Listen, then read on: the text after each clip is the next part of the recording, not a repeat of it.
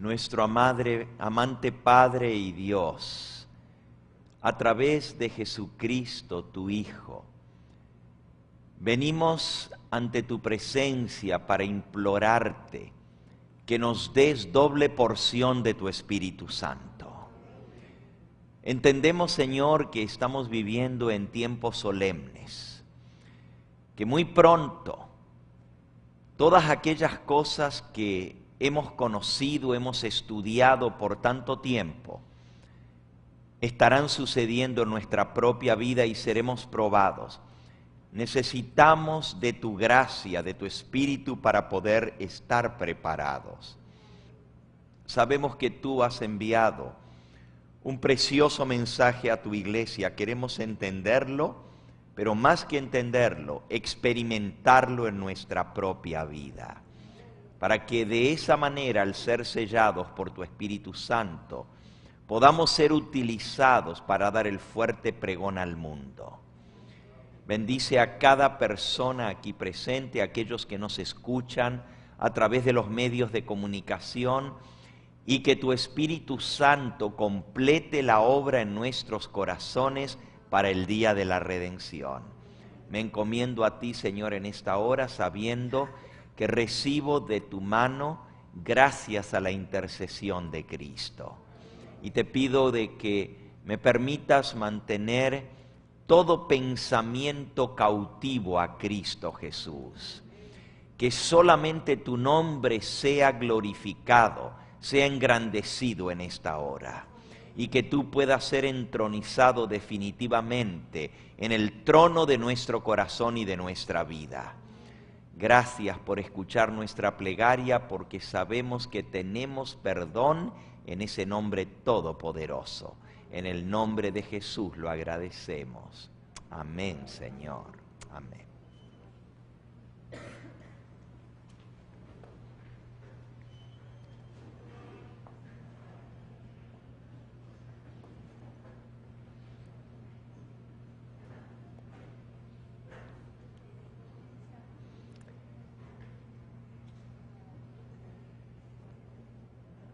La palabra de Dios nos dice en Apocalipsis capítulo 18 y versículo 1, vi a otro ángel descender del cielo con gran poder.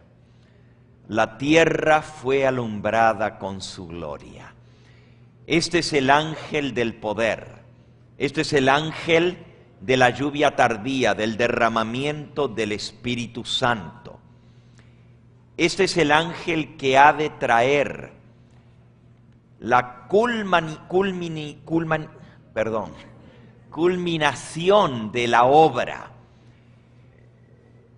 con el cual se cerrará el tiempo de gracia. El último llamamiento de la misericordia divina será dada bajo el poder del cuarto ángel. Por eso el diablo odia tanto este mensaje, porque él sabe que el mensaje no solamente es información, sino poder para transformación de la vida humana. Siempre el diablo ha atacado el plan de salvación, y especialmente en el contorno claro que nos presenta el mensaje de la justicia de Cristo. La justicia de Cristo es el plan de salvación en su totalidad. El apóstol San Pedro declaró en Hechos capítulo 4 y versículo 11 y 12, este Jesús es la piedra reprobada por vosotros, los edificadores, la cual ha venido a ser cabeza del ángulo, y en ningún otro hay salvación, porque no hay otro nombre bajo el cielo dado a los hombres en que podamos ser salvos. Solamente la salvación se encuentra en Cristo Jesús, y Él es el único medio de salvación. La salvación depende de tener al Señor Jesús en nuestra vida, no solo de aceptarlo una vez, sino de permitir que Él viva diariamente en nosotros y Él haga su obra en nosotros. El apóstol San Juan escribió en Primera de Juan, en el capítulo 5 y en el versículo 10, el que cree en el Hijo de Dios tiene el testimonio en sí mismo. El que no cree a Dios le ha hecho mentiroso, porque no ha creído en el testimonio que Dios ha dado acerca de su Hijo. Y este es el testimonio que Dios ha dado. Él nos ha dado vida eterna y esta vida está ¿en quién? En su Hijo. El que tiene al Hijo tiene vida eterna, pero el que no tiene al Hijo de Dios no tiene la vida. El mensaje de la justificación por la fe no es solamente una doctrina, no es una enseñanza de la iglesia, no es un mensaje que debe ser proclamado. La justificación por la fe es una persona, y esa persona es Cristo Jesús. No alcanza con aceptar el mensaje, no alcanza con entender la doctrina, no alcanza ni siquiera con decir yo acepto este mensaje. Tengo que aceptar al dador del mensaje. Tengo que aceptar a aquel que hizo posible mi redención. Recibiendo a Cristo, recibo la vida. Y Él es todo.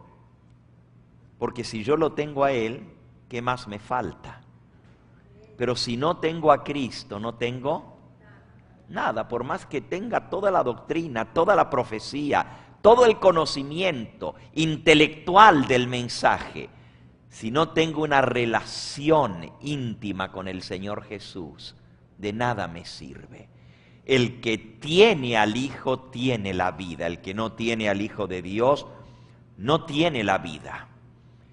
Los judíos creían que la salvación estaba en la enseñanza de Dios. Y hasta el día de hoy creen que la salvación está en la Torá. La palabra Torá quiere decir enseñanza, la revelación, la ley, los dichos de Dios.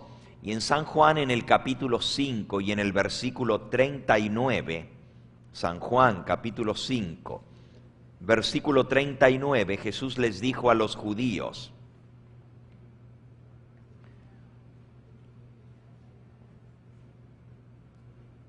escudriñad las Escrituras, porque a vosotros os parece que en ellas tenéis vida eterna, pero ellas son las que dan testimonio de mí y no queréis venir a mí para que tengáis vida. Noten que la vida no está en las Escrituras.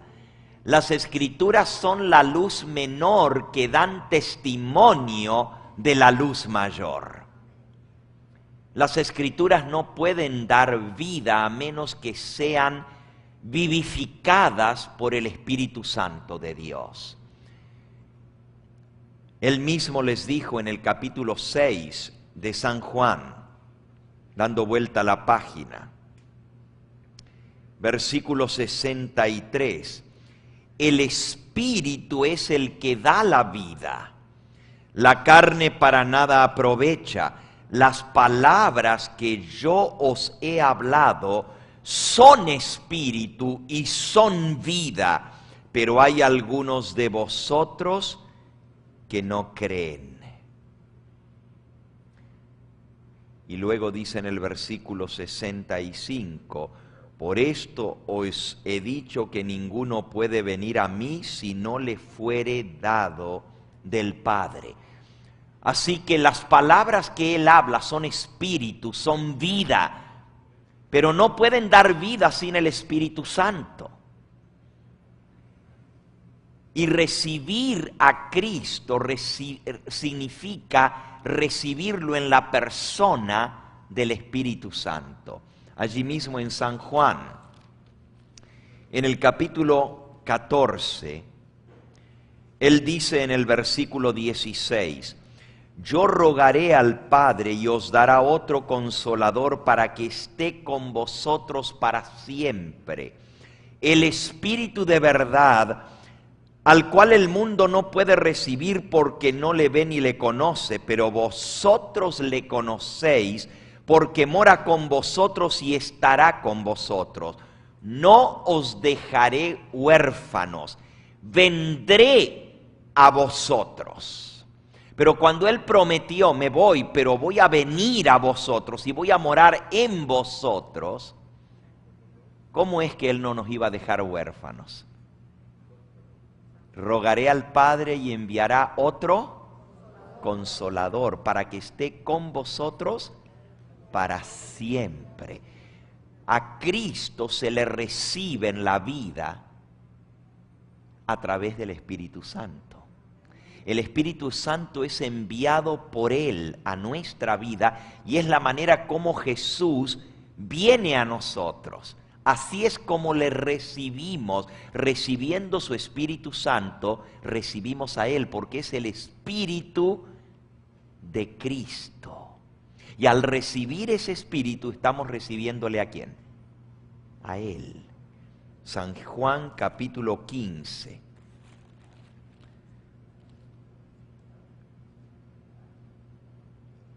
Dice allí en el versículo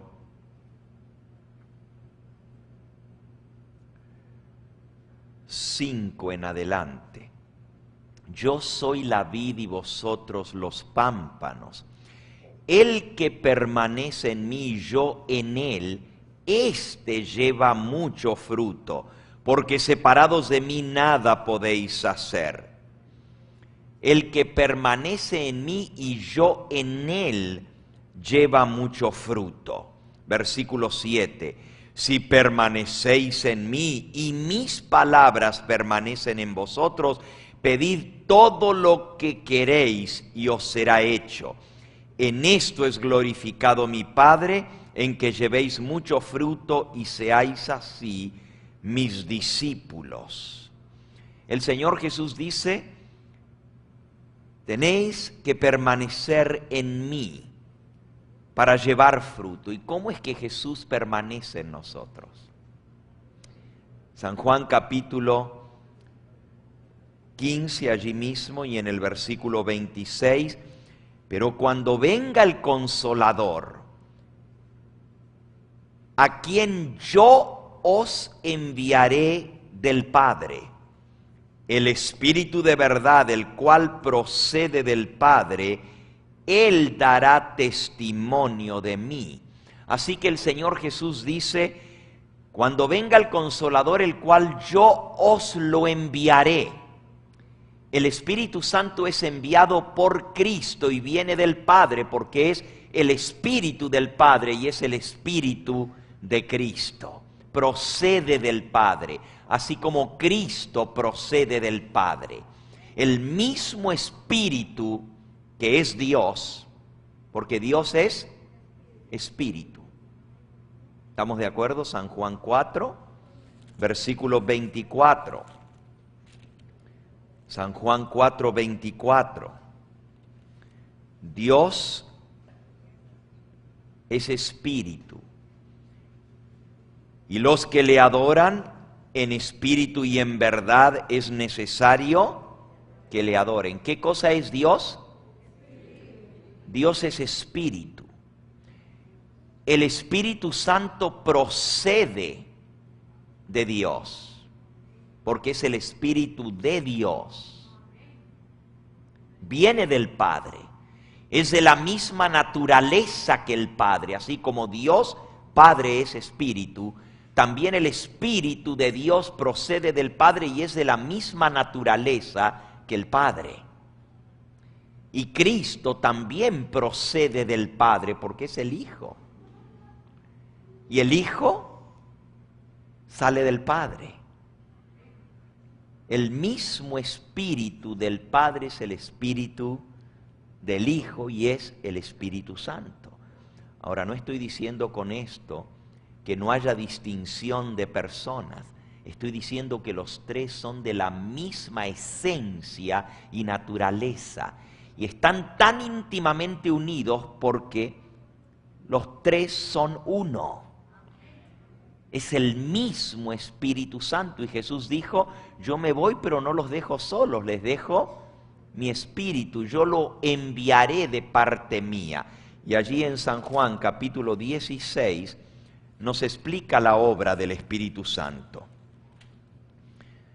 Nos dice en el versículo 7, yo os digo la verdad, os conviene que yo me vaya, porque si no me fuese, el Consolador no vendría a vosotros.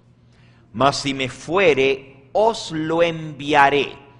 ¿Quién manda el Espíritu Santo? Cristo lo manda. ¿Pero de quién procede el Espíritu Santo? Del Padre. Noten la íntima unión que existe entre los tres. Cristo lo envía, pero el Padre lo da. Procede del Padre, pero es enviado por Cristo. Y dice, conviene que yo me vaya. ¿Por qué convenía que Jesús se fuera? Si yo no me voy, el Espíritu Santo no vendrá a vosotros. Pero cuando yo me vaya, os lo enviaré. Cristo en esta tierra era Dios hecho carne. Era la gloria de Dios. Donde Él estaba, estaba Dios. Pero Él estaba limitado por un cuerpo físico. Si Él estaba en Jerusalén, tenía que físicamente ir a Galilea para estar en Galilea. Dios no. Ahora, con esto no estoy diciendo que Jesús no era Dios, pero la Biblia dice que Él se despojó de su gloria, se despojó de su omnipotencia y se despojó de su omnipresencia para hacerse carne. Y limitado por la carne, podía estar solamente en un lugar en el mismo tiempo. Por eso Él dice, os conviene que yo me vaya, porque si me voy, viene el Espíritu Santo que va a estar con vosotros y en vosotros todos los días hasta el fin del mundo. Y esa es la promesa que Jesús hizo al irse. Él dijo, he aquí yo estoy con vosotros todos los días, ¿hasta cuándo? Pero ¿de qué manera está Jesús con nosotros? A través del Espíritu Santo. Esa es la manera como Él mora en nosotros. El mensaje de la justicia de Cristo es recibir a Jesús a través del Espíritu Santo. Déjenme compartir aquí algunas citas muy hermosas. Ustedes recuerdan la parábola de las 10 vírgenes, ¿verdad? Y cómo 5 de ellas eran prudentes y 5 eran fatuas. Las prudentes tenían aceite extra, pero las fatuas no habían hecho provisión de aceite. ¿El aceite representa qué? Y lo que va a hacer la diferencia entre los que se salven y los que se pierdan, así de sencillo, si vamos a San Mateo, en el capítulo 25, dice el versículo 5, tardándose el esposo, cabecearon todas aquellas vírgenes y se durmieron, y a la medianoche se oyó un clamor. He aquí viene el esposo, salid a recibidle. Entonces todas aquellas vírgenes se levantaron y arreglaron sus lámparas. Y las insensatas dijeron a las prudentes, dadnos de vuestro aceite, porque nuestras lámparas se están apagando. Mas las prudentes respondieron diciendo, para que no nos falte a nosotras y a vosotras, id más bien a los que venden y comprad para vosotras mismas. Pero mientras ellas iban a comprar, vino el esposo, y las que estaban preparadas entraron con él a las bodas, y la puerta se cerró. Después vinieron también las otras vírgenes diciendo: Señor, Señor, ábrenos. Mas él respondiendo dijo: de cierto os digo, no os conozco. Las vírgenes fatuas se quedaron fuera y el Señor les dijo: no os conozco. ¿Por qué? Porque estaban desprovistas del aceite, y el aceite representa al Espíritu Santo. Lo que va a ser la diferencia en la iglesia de los que se salven y los que se pierdan en la venida del Señor, o cuando se cierre la puerta de la gracia, los que queden dentro y los que queden fuera, los que se salven y los que se pierden, la diferencia la hace los que tienen el aceite, el Espíritu Santo en su vida. Y esa es justamente la obra de Cristo al enviar su Espíritu Santo. La comprensión correcta del tema de la justicia de Cristo es la clave para la vida victoriosa y para la salvación. Si no entendemos este tema, estamos perdidos. Y aunque es simple, no todos lo entienden. Miren, hermanos, yo me convertí,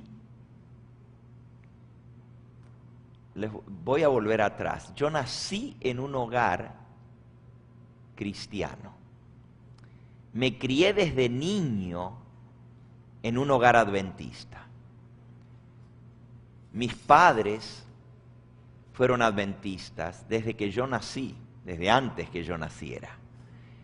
Mis abuelos fueron adventistas y yo nací en un hogar adventista cristiano. Mi padre era pastor. Y como todo niño adventista, yo me bauticé a los 12 años de edad, porque esa era la costumbre en aquella época. Y yo no voy a negar de que yo tuve una experiencia muy hermosa a través de mi bautismo. Yo anhelaba desde más chico bautizarme, pero mis padres me decían: tienes que esperar hasta que cumplas los 12 años, porque tienes que entender. Pero si yo ya entiendo, yo quería bautizarme, pero ellos me hicieron esperar hasta cumplir mis 12 años y me bauticé, y fue una experiencia muy especial y hermosa en mi vida. Pero realmente mi conversión, fíjense qué cosa, ¿no? Mi conversión, donde realmente comprendí lo que era el plan de salvación y sentí que había sido salvado, fue años más tarde. Yo conocía la doctrina, conocía las enseñanzas, conocía lo que era aceptar al Señor Jesús en forma de teoría, y lo aceptaba. Y sinceramente quería servirles más. Acepté el llamado del Señor Jesús para prepararme y ser un ministro suyo. Tenía 15 años de edad cuando el Señor me llamó para prepararme para el ministerio. Y no dudo un solo momento que fue Él quien me llamó. Y me llamó de una manera muy impresionante. No les voy a contar en esta tarde la historia de mi llamado, pero yo estoy seguro que Dios me llamó. Y tenía solo 15 años. Yo no quería ser pastor, yo quería servirle al Señor, pero no como pastor. Y no voy a entrar en los detalles, ¿no es cierto? Pero yo me crié en un hogar de un pastor, y el pastor no tiene tiempo para sus hijos. Y yo decía: yo voy a hacer cualquier cosa menos pastor. Pero Dios me llamó y me dobló el brazo, me obligó. Sí, literalmente, el Señor me obligó. Yo podría haber dicho que no, pero hubiera estado en rebeldía a su voluntad. Y yo me fui a preparar. Pero hermanos, les digo esto y estoy abriendo mi corazón con ustedes. Imagínense qué tragedia. Yo estaba estudiando teología Me faltaban meses para graduarme de pastor y me gradué muy jovencito de la licenciatura en teología. Tenía tan solo 18 años de edad y ya había terminado la universidad. A los 15 ya yo había terminado mi high school aquí en los Estados Unidos. Y a los 18 había terminado mi carrera de 4 años de teología. Y usted dice, ¿cómo? De los 15 a los 18 hay 3 años, lo hice en menos años. Y le doy gracias y la gloria al Señor, ¿verdad? Y en segundo lugar a la Reforma Pro Salud, por la mente clara que el Señor me dio al hacerme vegetariano. Pero estaba a punto de graduarme con un título de pastor y me iba a venir con el título debajo del brazo, el flamante pastor jovencito, porque no había otro que se graduaba a esa edad, a los 18 años. Estaban llegando a la universidad los que iban a estudiar de pastor y yo ya estaba saliendo. Era el bebé de la clase de teología. Realmente no había ningún otro joven, más joven que yo, estudiando teología. Pero hermanos, miren qué tragedia, me iba a graduar, iba a salir al campo a predicar de Cristo, a ser un pastor, y yo mismo no estaba convertido.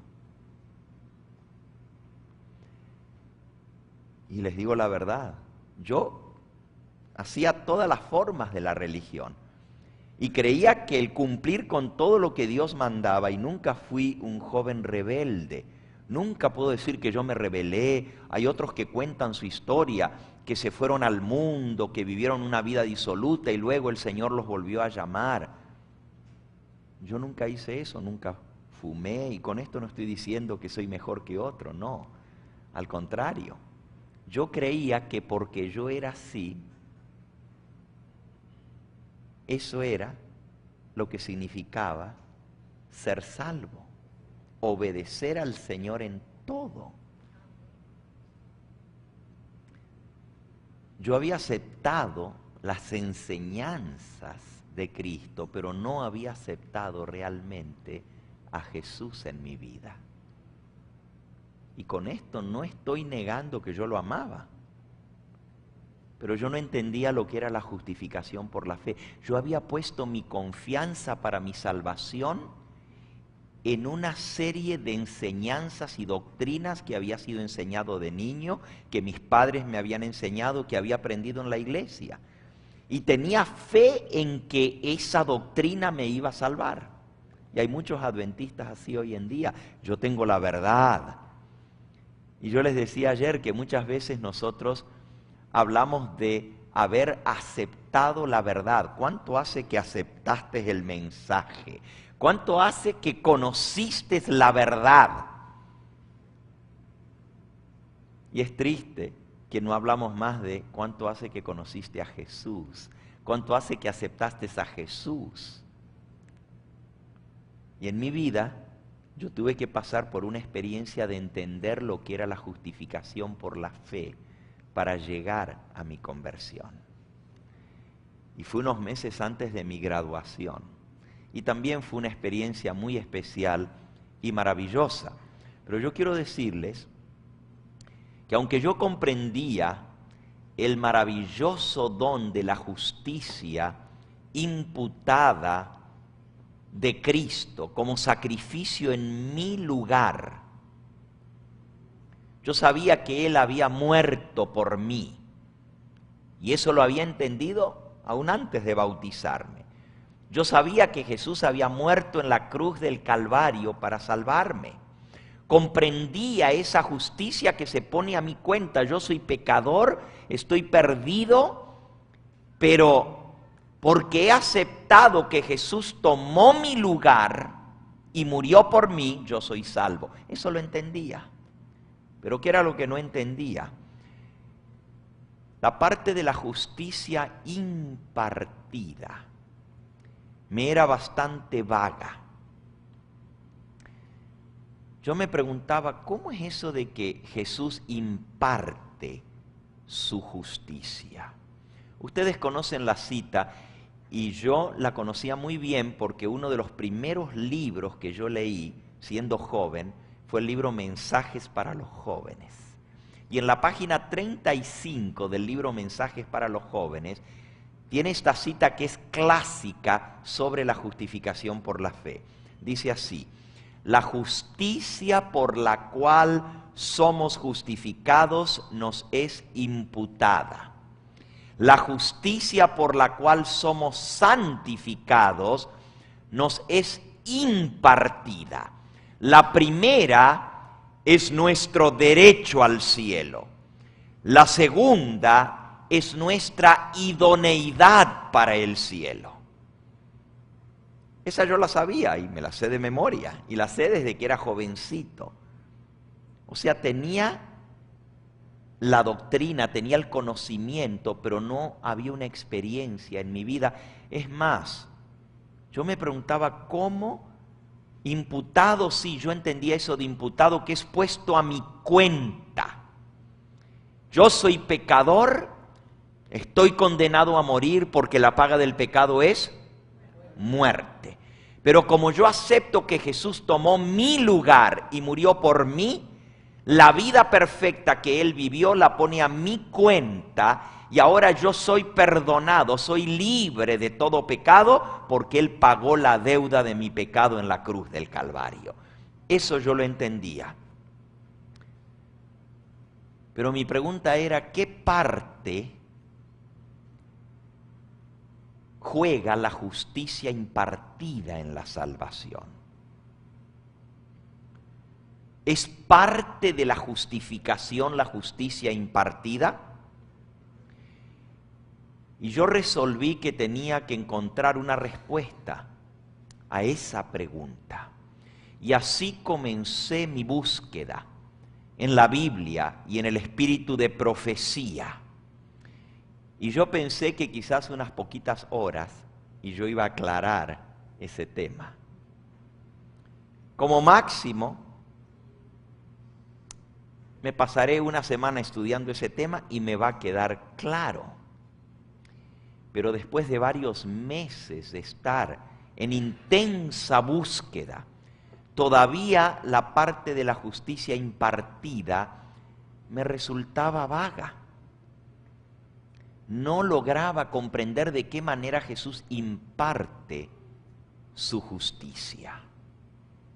Aun cuando hasta ese momento la búsqueda no me había revelado las respuestas claras que yo buscaba, no había sido tiempo perdido, ya que logré copilar varias páginas de referencia, citas que después que yo comprendí el tema llegaron a encajar perfectamente y me ayudaron tremendamente, pero al principio era una compilación de distintas citas que yo no entendía en su claridad o no sabía cómo encajaban. Esa cita siempre sonaba en mi mente. La justicia por la cual somos justificados nos es imputada. La justicia por la cual somos santificados nos es impartida. La primera es nuestro derecho al cielo, la segunda es nuestra idoneidad para el cielo. En esta cita quedaba claro el hecho de que la justicia impartida es esencial para el cielo. Pero no da mérito ninguno al creyente.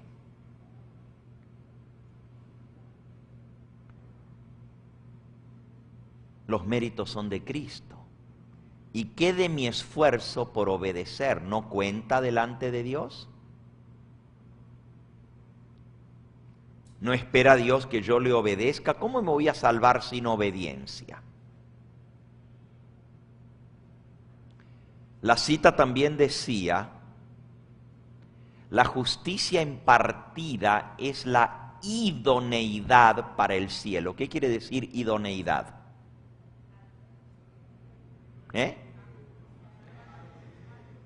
La preparación. La idoneidad es lo que te hace estar preparado para entrar al cielo, pero no te da el derecho a entrar. Eso estaba claro. El derecho para entrar al cielo me lo da la muerte de Cristo. Pero lo que me prepara para entrar al cielo es su justicia impartida. Había otra cita que me impactó tremendamente y se las quiero leer ahora. Dice: el corazón orgulloso lucha para ganar la salvación, pero tanto nuestro derecho al cielo como nuestra idoneidad para el cielo se encuentran en la justicia de Cristo. Esa cita está en El Deseado, en la página 267. Y por cierto, fue el deseado de toda la gente, el libro que Dios usó para mi conversión. Para mí ese libro es un tesoro. Página 267 del Deseado, se las vuelvo a leer. Dice: el corazón orgulloso lucha para ganar la salvación. Y en cierta manera, ese era yo. Yo luchaba para obedecer a Dios y hacer su voluntad. Como joven tenía muchas tentaciones. Como joven tenía defectos de carácter. Pero yo amaba al Señor y quería agradarlo. Y luchaba por ser acepto delante de Él. Yo decía, si yo no hago esto y esto y esto, no voy a entrar al reino de los cielos. No sé si alguno de ustedes se identifican con ese pensamiento que yo tenía. Para que yo pueda entrar al cielo, yo tengo que dejar esto, esto, esto y esto. ¿Cómo el Señor me va a aceptar con todo esto? Hoy mismo yo hablaba con alguien y me decía, pero es que yo tengo muchas cosas que tengo que cambiar en mi vida. Yo no puedo venir al Señor así, no me siento digno de poder acercarme al Señor de esta manera. El Señor primero tiene que cambiarme. Y yo sabía eso mismo y luchaba por cambiar mi vida para ser lo suficientemente idóneo para entrar al cielo. Es cierto, Jesús murió por mí, si no hubiera sido por Él no entro, pero también tengo una parte yo que hacer para entrar al cielo. Tengo que obedecer perfectamente sus mandamientos, si no, no voy a entrar al cielo. Pero yo miraba mi vida y encontraba que no estaba bien. No sé si a ti te pasa lo mismo, esa lucha. Y yo estaba estudiando de pastor y estaba por graduarme de pastor, pero no me sentía digno. Y yo decía, ¿cómo yo voy a ir delante de la iglesia a predicar a Cristo y a enseñarle a la gente cómo se va a salvar? Porque todos quieren salvarse, ir al cielo, si yo mismo no lo he logrado todavía, no estoy seguro, porque todavía yo no lo alcancé. ¿Y cómo les voy a enseñar el camino si yo mismo no lo conozco? Miren qué dilema. Ir a enseñar algo que yo mismo no estaba seguro. Por eso yo tenía un grave problema. Y esta cita me impactaba, decía, el corazón orgulloso lucha por ganar la salvación. Y ese era yo, hermanos. Yo estaba luchando por ganar mi salvación. Pero tanto nuestro derecho como nuestra idoneidad para el cielo se encuentran en la justicia de Cristo.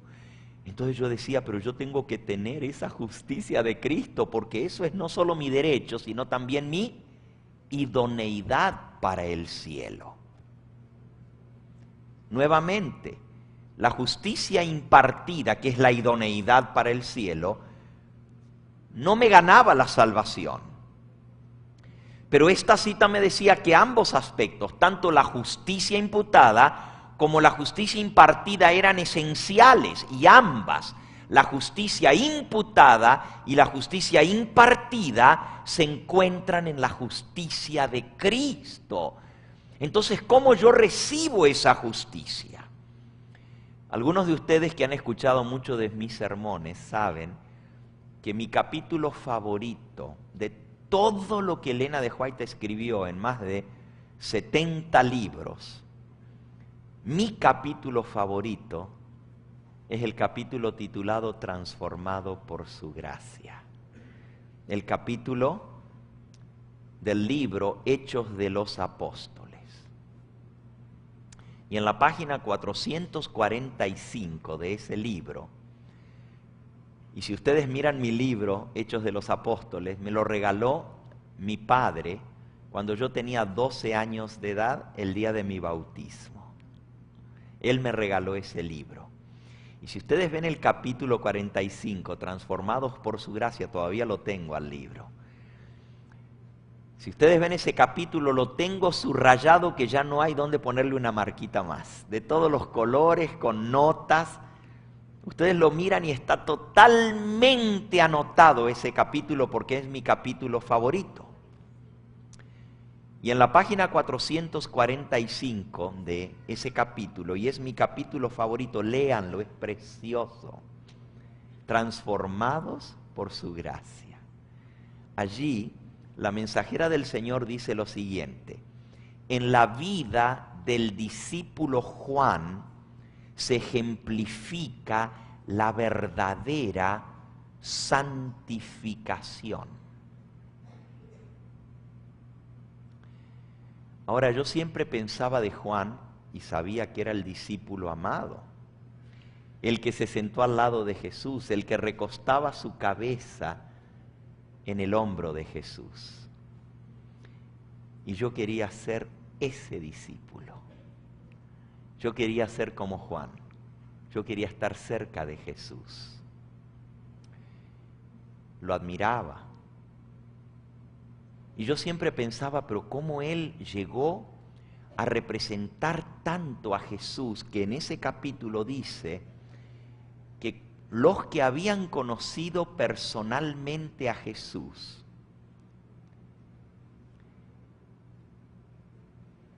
había pasado el tiempo, Jesús se había ido al cielo.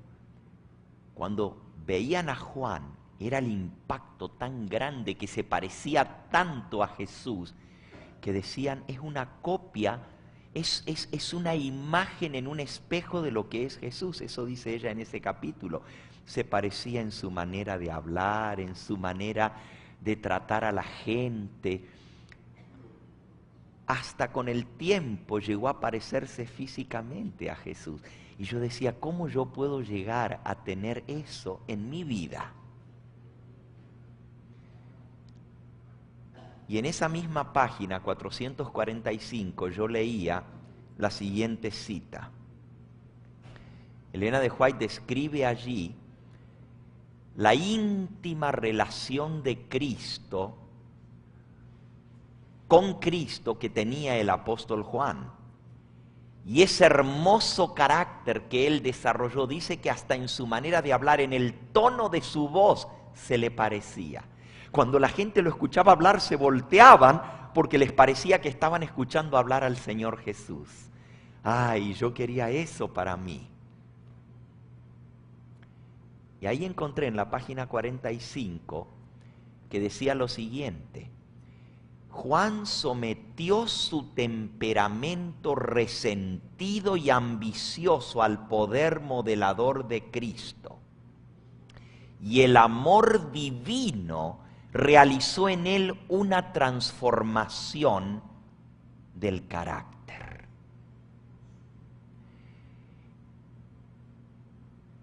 Juan no era por naturaleza amable, gentil, paciente, amoroso. Es más, Jesús le puso de sobrenombre Boanerges. ¿Y qué quiere decir Boanerges? No por nada le llamaban el hijo del trueno. Yo tengo un carácter así, por naturaleza. Irritable, fácil de enojarme y hasta de gritar. Y ustedes dicen, pero el pastor Gambetta se mira tan tranquilo. Si ustedes me conocieran de verdad en mi naturaleza que heredé, no soy nada gentil. Y como que son las horas de confesión aquí, ¿verdad? Por eso me impresionaba tanto la vida de Juan, porque él tenía un carácter ambicioso, resentido, rápido de enojarse. Era, como dicen en Argentina, una leche hervida. Y a los dos, a él y a su hermano, les llamaban Boanerges, ¿verdad? ¿Quién era el hermano de Juan?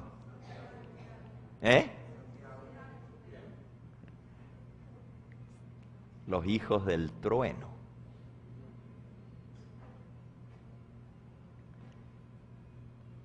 En el libro Mensajes para los Jóvenes, en la página 35, dice que el apóstol Juan fue santificado por el amor divino. Dice que somos santificados por la justicia impartida de Cristo. Y otra vez esa palabrita, justicia impartida. Y esa era la que yo no lograba entender. Tenía 18 años entonces.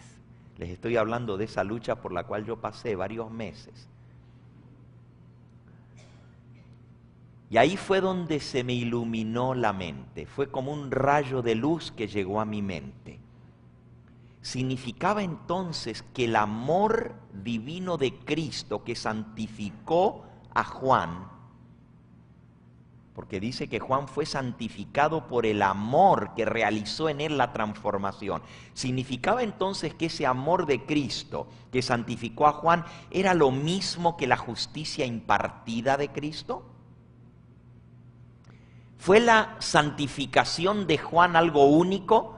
¿Fue él el único que logró eso? ¿O todos somos santificados por ese amor de Cristo como lo fue Juan? Todas esas preguntas venían a mi mente. Pero Elena de White decía que la santificación de Juan era un ejemplo, ahí lo dice, en ese capítulo, transformado por su gracia, que la santificación de Juan era un ejemplo de la verdadera santificación. Como todos podemos ser santificados, así que no era única. Todos somos santificados por el amor divino. Les vuelvo a leer otra vez. Juan sometió su temperamento resentido y ambicioso al poder modelador de Cristo, y el amor divino realizó en él una transformación de carácter. Entonces el amor de Cristo y su justicia impartida tienen que ser sinónimos. Tienen que ser intercambiables, porque si lo que es mi idoneidad para el cielo, que es mi carácter, la idoneidad para el cielo es mi carácter, eso es lo que le falta a las vírgenes fatuas. El Espíritu Santo que imparte el carácter de Cristo en nosotros y nos hace idóneos para el cielo. Es el carácter. Y la única manera de cambiar nuestro carácter y ser santificados es por el amor de Cristo. Entonces, la justicia impartida de Cristo y su amor deben ser términos intercambiables. Y seguí investigando. Y cada vez se estaba haciendo más clara esta verdad. Y yo me preguntaba, ¿cómo es que yo antes no había descubierto esto? Cuando Elena de White habló acerca de los judíos, noten lo que ella dijo. Discurso maestro de Jesucristo en la página 50. Si quisiesen abrir sus corazones para recibir plenamente a Cristo, entonces la misma vida de Dios, su amor, moraría en ellos, transformándolos a su semejanza. Así, por el don generoso de Dios, poseerían la justicia exigida por la ley. Si los judíos hubieran abierto sus corazones para recibir plenamente a Cristo, la misma vida de Dios, su amor, hubiera morado en ellos y hubieran sido transformados a su semejanza, y así por ese don generoso de Dios hubieran cumplido la justicia que exige la ley en ellos. Esto es exactamente lo que es la santificación. Pero no menciona la palabra justicia impartida. Solamente dice que la santificación opera en nosotros por el amor de Cristo, impartiendo su carácter. Quiere decir que justicia impartida y amor impartido o comunicado son sinónimos. Dios nos da su amor y con eso nos está dando su justicia. Ahora, hermanos, San Pablo dice en Romanos capítulo 13 y versículo 10, Romanos 13, 10, y él cita varios de los mandamientos, en realidad 5 mandamientos. En Romanos 13, él dice en el versículo 9, citando 5 mandamientos, dice, porque no cometerás adulterio, no matarás, no hurtarás, no dirás falso testimonio, no codiciarás, y luego dice, y cualquier otro mandamiento. Y cualquier otro mandamiento son el resto de los demás, ¿verdad? Así que los 10 mandamientos en esta sentencia se resume. Amarás a tu prójimo como a ti mismo. Y dice en el versículo 10, el amor no hace mal al prójimo, así que el cumplimiento de la ley es ¿qué, hermanos? El amor, ¿qué cosa es el cumplimiento de la ley? El amor.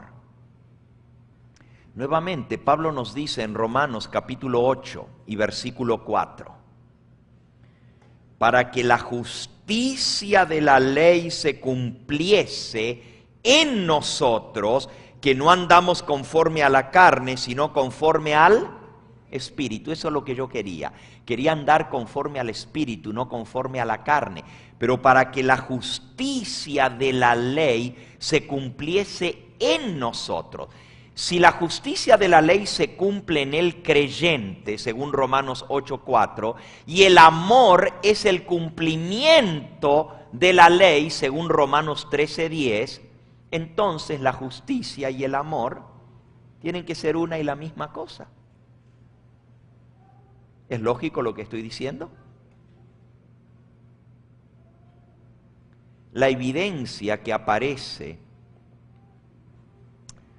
en lo que voy a presentar a continuación va a confirmarles este descubrimiento que yo hice, que justicia y amor son una y la misma cosa. Y usted dice, ¿cómo puede ser? La justicia de Cristo es el amor de Cristo.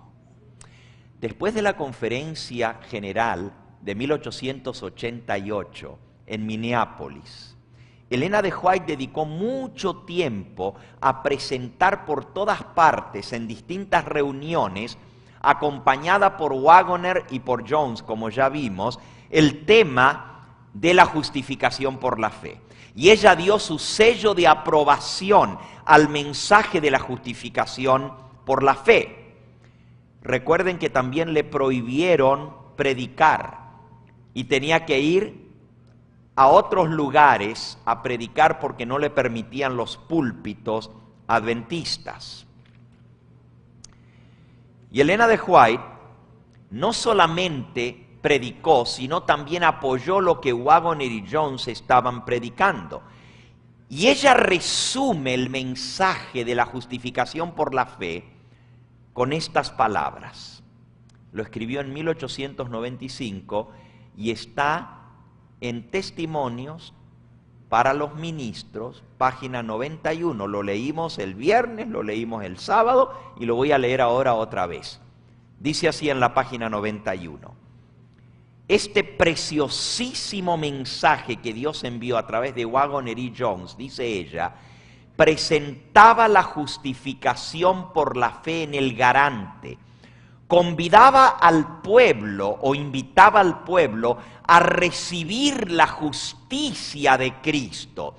Noten, recibir la justicia de Cristo. Eso es justicia impartida.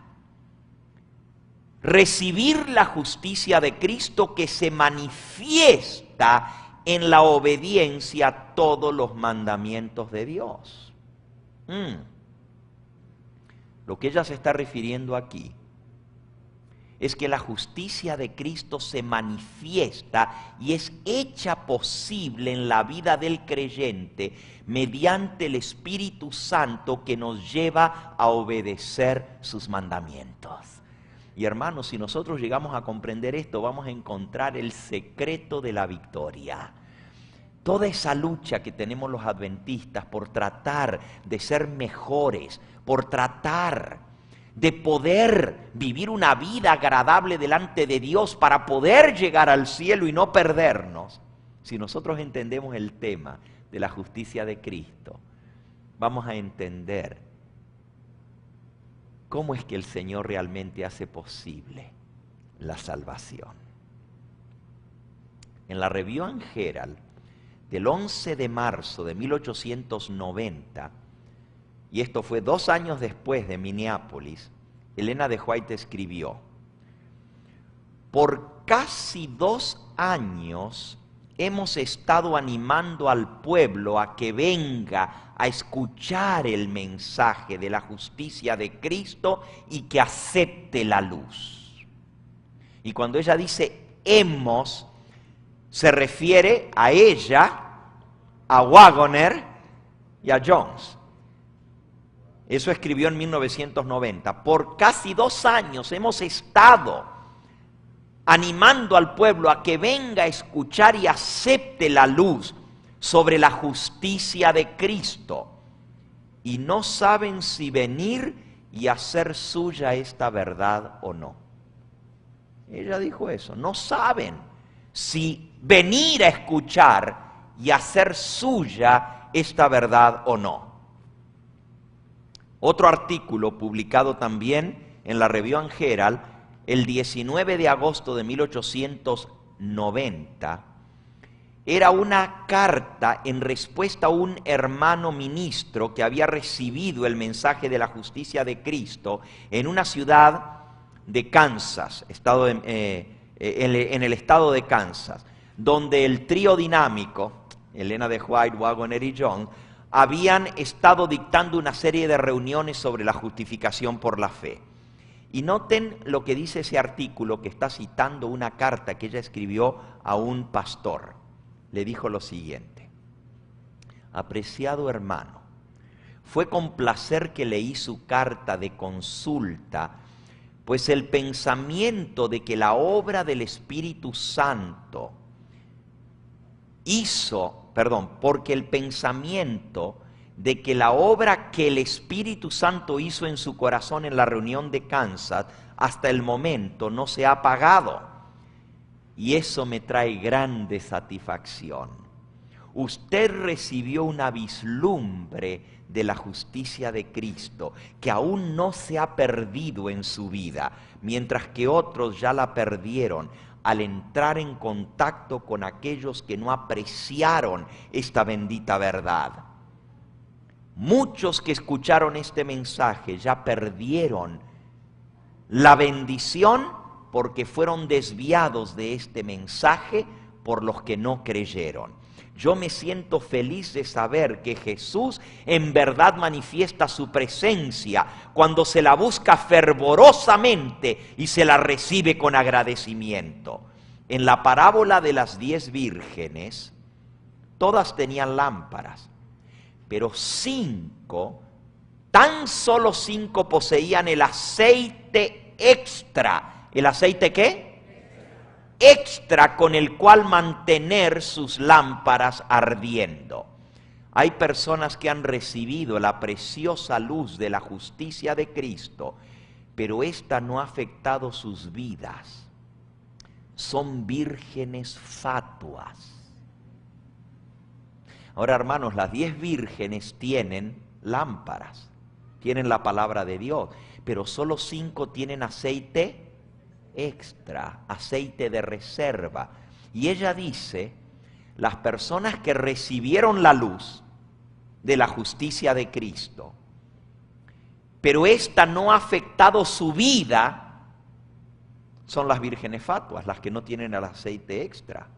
Así que tú puedes haber recibido el mensaje de la salvación y la justicia de Cristo, pero si no tienes el aceite extra, estás destituida o destituido del Espíritu Santo. Dice Palabras de Vida del Gran Maestro, página 408. No tienen aceite en sus vasijas para sus lámparas. Están destituidas del Espíritu Santo. Y hermanos, ¿qué representa el aceite? Pero ¿qué parte de la obra del Espíritu Santo? Escuchen. Este aceite es la justicia de Cristo. ¿Qué cosa es el aceite? La justicia de Cristo. Representa el carácter. ¿Representa qué?